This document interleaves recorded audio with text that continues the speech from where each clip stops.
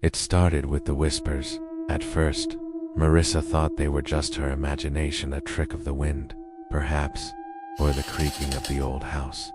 But after 3 nights of hearing them, she couldn't ignore them any longer. The whispers seemed to come from behind the walls, soft but insistent.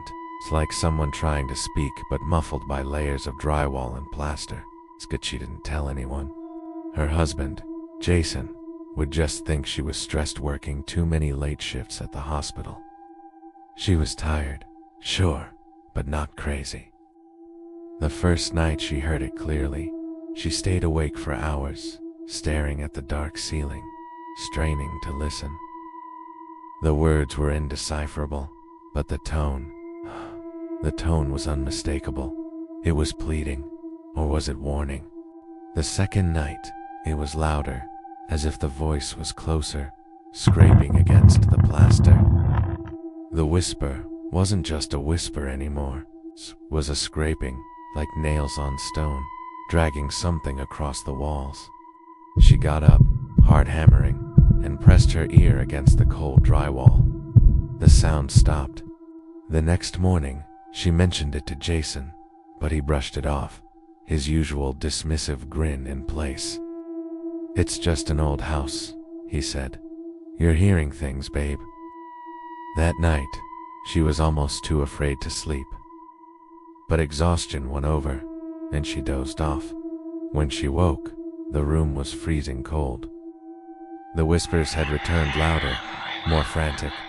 Marissa shot up in bed, heart racing, and there, in the corner of the room by the closet, was a dark shape. It wasn't clear at first, but as her eyes adjusted, she realized what she was looking at. A shadow that didn't belong. A shadow of someone scratching at the wall. Frozen with terror, she blinked, trying to make sense of it. But when her eyes opened again, the shadow was gone. She stumbled out of bed, her breath shallow. "Jason, .. She whispered, but he was still asleep, oblivious to whatever was happening around him.